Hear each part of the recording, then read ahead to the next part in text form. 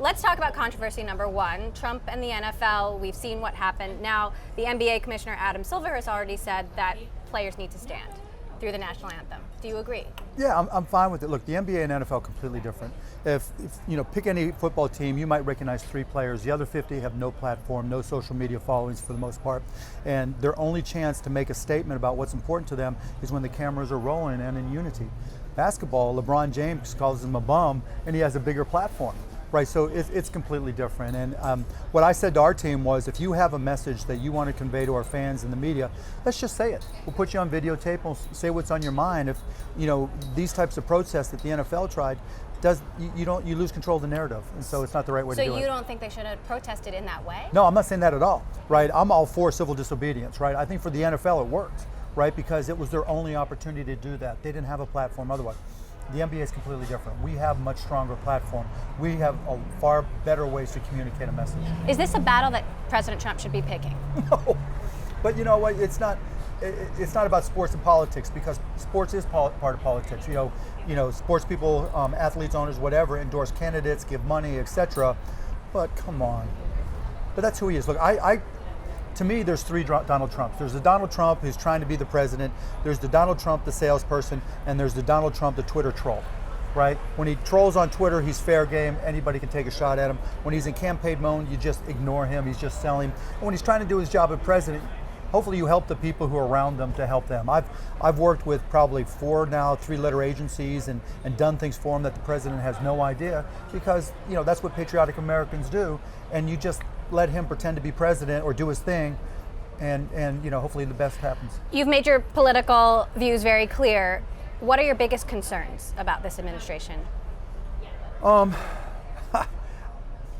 don't know, that he just doesn't know what's going on, right? It's just not in him to make an effort to understand or learn, and you know, possibly it's because he's not capable, possibly it's because he's not willing. I just don't see, I don't think he has it in him. Does he make it through 4 years? I'd say 25% chance, maybe 30% chance he doesn't. I'd probably be willing to bet against it, not because he's going to do something just crazily wrong, even though sometimes it seems like it, but I think it's because he's oblivious to the institutions in government and oblivious to the laws and rules, and he'll do something and won't recognize that it's an impeachable offense. You recently bought a stake in Twitter, is that correct? I just bought some shares. Why? Why now? I mean, I'm a big fan of artificial intelligence, and I think they're making some good moves. I mean, you see the evolution of the interface on both apps and the web, and I think they're going in the right direction. Should Twitter kick Trump off the platform? Nah, you can't do that. Why not? You know what? We're in a situation right now where politics is so tribal and our lives are so tribal that in that realm of people who really focus on politics, when you try to make a dramatic move, you increase the amount of tribalism, right? So if you kick him off, all the Trump fans are going to go bananas, and that doesn't do any good for anybody. And he just goes to Facebook, and then you just have the same thing, or he just posted on a website, or you know, there's 1,000 ways to post digitally, and Twitter happens to be the only one he knows how to use. But I'm sure even he can learn how to use Facebook or something else.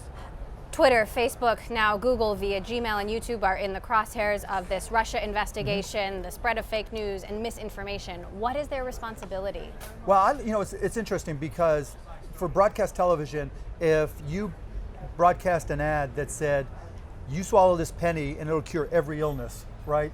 You wouldn't be allowed to broadcast it. There are rules that prevent you from doing it. I think the same rules should apply to digital marketing and digital ads. You can't knowingly accept, take money from, or broadcast false advertising. Yeah. And the same should apply to Facebook and Twitter. What about, that's advertising, what about content?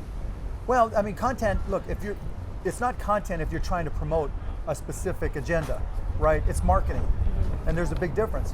Content can be fact, content can be opinion, but state its opinion, right? Or it's fact-based, state its reporting and have a reporter assigned to it.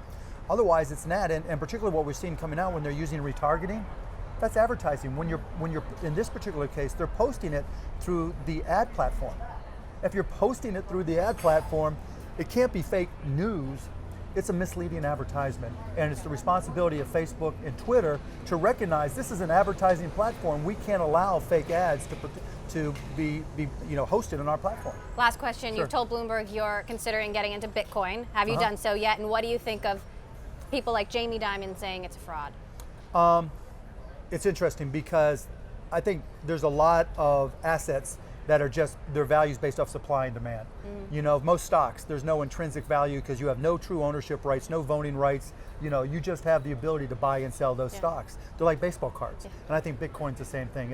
Its value is a function of supply and demand. It doesn't really do anything else. I have bought some. I bought it through an ETN based on a Swedish exchange because that gave me liquidity. Pure Bitcoin? Pure Bitcoin, yeah. And I'm also involved with ICOs, actually token sales, because I think blockchain is a great platform for future applications. There will, just like the net and streaming created multiple great companies, I think blockchain will as well. I'm involved in something called Mercury Protocol, just to disclose, that I think is going to change the messaging, it'll change messaging using blockchain. How big is your stake in Bitcoin? In Bitcoin, relatively small. Just dip my toe in the water. All right. Wonder what relatively small means for Mark Cuban, but I'll leave that up to the imagination. Thank you so much, Always, Mark. Emily. Always Always great to enjoy it. have you. Thank you. Thank you so much.